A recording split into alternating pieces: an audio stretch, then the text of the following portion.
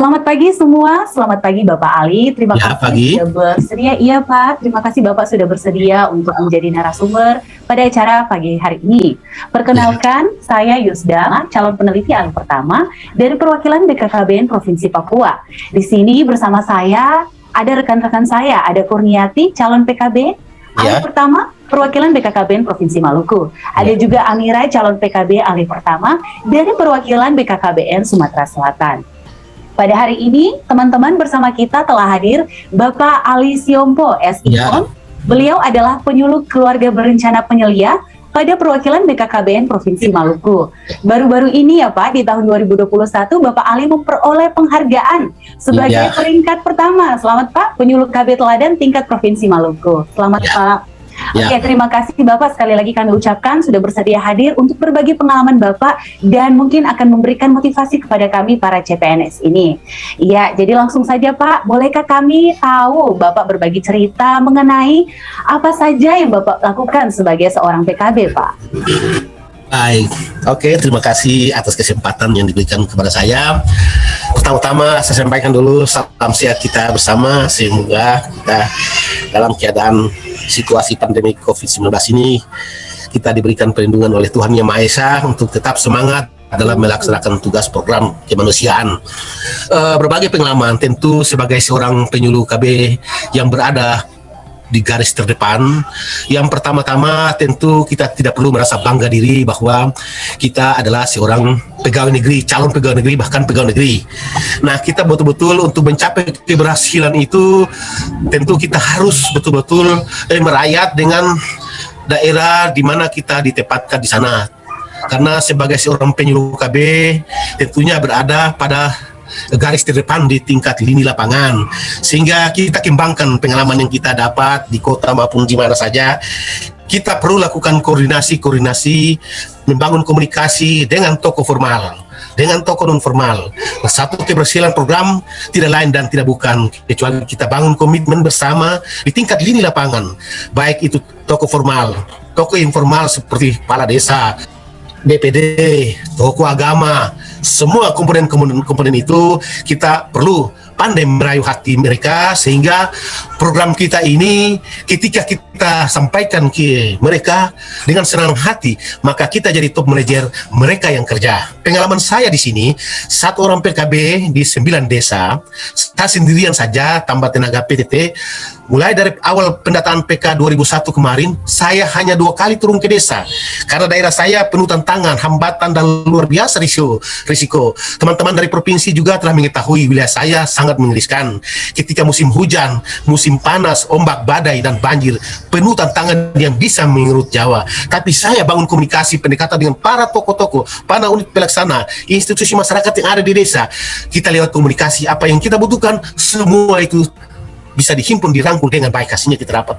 Sampai di masalah laporan di klinik KB, kita koordinasi dengan kepala puskesmas, dengan pimpinan kliting, karena kita seorang PLKB, tentunya mitra kita kerja adalah bidan klinik di sana, kepala puskesmas di sana, seluruh bidan desa kita rangkul, sehingga program-program kita yang kita sampaikan di sana mereka sambut positif. Yang satu perlu saya ingatkan, kejujuran adalah modal utama keberhasilan kita di lapangan. Apabila kejujuran kita hilang, maka semuanya tidak akan kita capai dengan baik. Pertama, kejujuran itu dulu yang kita pegang. Kemudian tidak perlu membangga diri bahwa kita ini adalah pegawai, kita ini seorang PNS. Tentunya punya sepak terjang, prospek ke depan itu lebih wah begitu, tapi itu tidak perlu kita banggakan. Kita merayat dengan mereka di sana, mereka lebih senang. Tadi kan sudah dijelaskan juga seperti apa tantangannya. Ini Pak, saya mau bertanya terkait tantangan apa saja yang dihadapi Bapak dalam menjalankan tugasnya dan perannya di lapangan sebagai penyuluh KB Pak. Tantangannya Pak. Baik. Ya, tantangan tadi yang pernah saya singgung sedikit, yaitu tantangan menyangkut keberadaan kita di lapangan. Yang pertama tadi kita menjaga, bangun komunikasi, bangun koordinasi. Tantangan dan hambatan yang kita hadapi, mungkin daerah lain beda dengan kita di Maluku, apalagi Kabupaten Buru, itu geografis juga sangat menentukan keberhasilan kita di sana. Itu geografis juga tentu itu satu tantangan dan hambatan yang kita tidak bisa hindar. Kenyataan itu yang terjadi beda dengan di tempat lain. Kemudian yang tadi kita bangun komunikasi, bangun kemitraan dengan tokoh-tokoh formal, tokoh informal, IMP yang ada di desa. Yang dimaksud IMP ini bukan implan ya, institusi masyarakat pedesaan. Itu kita harus bangun kemitraan, kita menjaga relasi hubungan kita dengan baik. Yang tadi saya pesan bahwa kejujuran itu adalah modal utama satu keberhasilan program yang ada di lapangan. Demikian, Dek. Iya Pak, selanjutnya ini saya mau bertanya nih Pak. Saya penyuluh KB nih Pak. Saya mau nanya, kalau di sana siapa saja sih mitra kerja Bapak dalam pelaksanaan tugas pokok dan fungsinya dalam mensukseskan program Bangga Kencana di lini lapangan, khususnya di kecamatan Bapak nih? Bagus.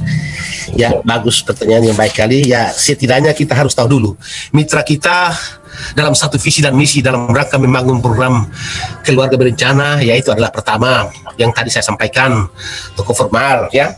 Tokoh formal itu BPD, kepada kepala desa, kepada ketua RT, kemudian tokoh informal, tokoh adat, tokoh agama. Ya, itu yang penting sekali. Kita bangun kemitraan untuk mensukseskan bidang-bidang.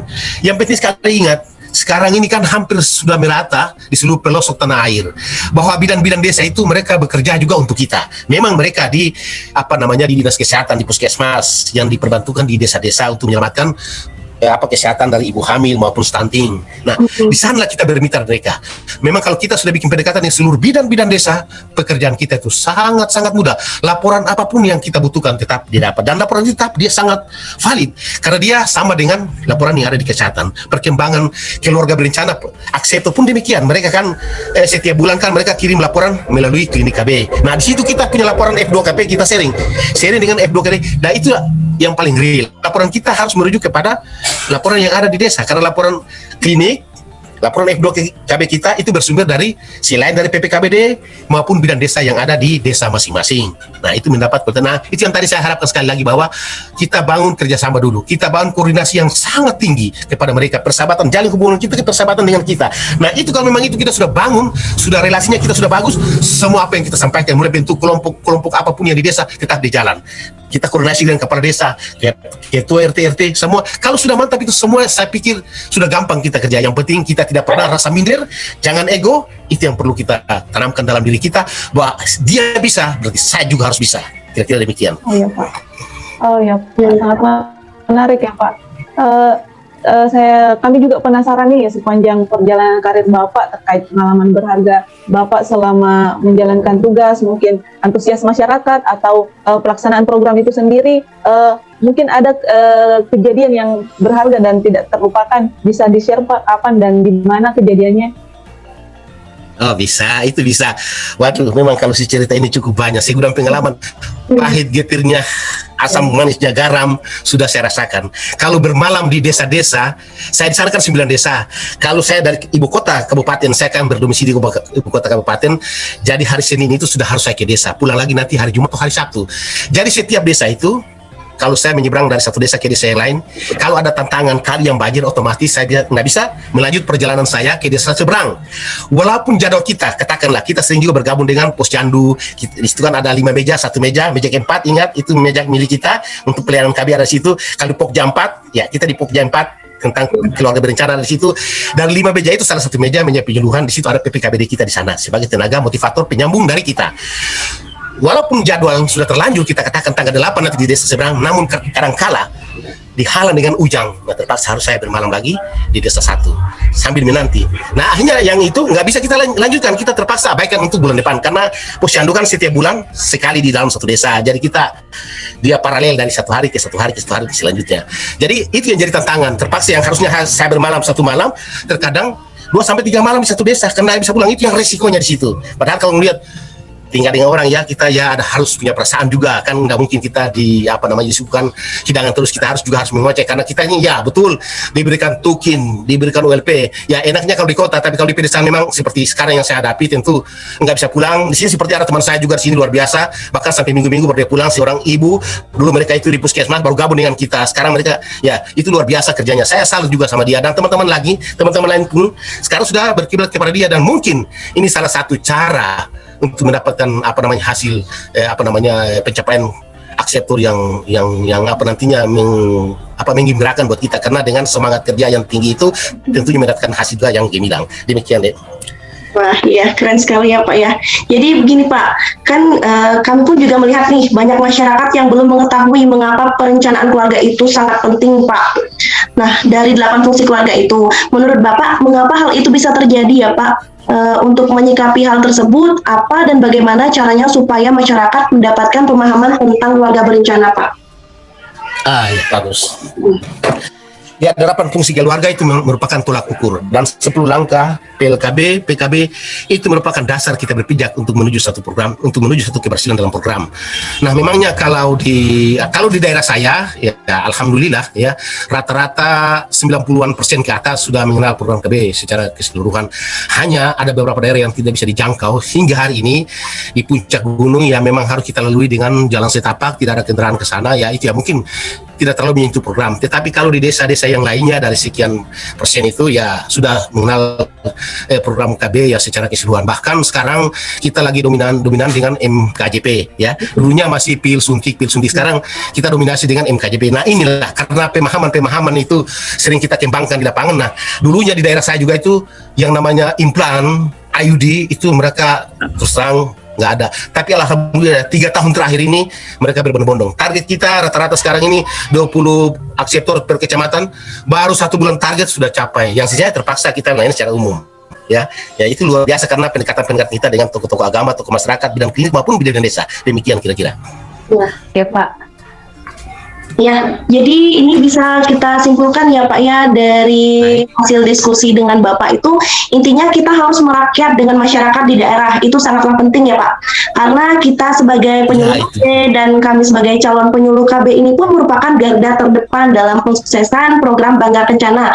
Khususnya kita kan tenaga lini lapangan ya Pak ya. Yang paling penting adalah dengan membangun komunikasi dengan tokoh formal dan juga informal. Itu yang bisa saya simpulkan Pak. Betul, ada bisa ditambahkan Kakak Kurniati? Silakan, mau tambahkan silakan. Iya, saya pribadi yang sama-sama di Maluku ini Pak, jadi banyak belajar sebelum nanti saya turun ke lapangan lagi tuh. Yang paling penting itu seperti koordinasi dengan mitra kita supaya program kita pun bisa didukung oleh mitra-mitra kita itu. Iya, diskusi ini menarik ya Pak teman-teman. Ya. Namun tidak terasa kita telah berbincang kurang lebih 15 menit.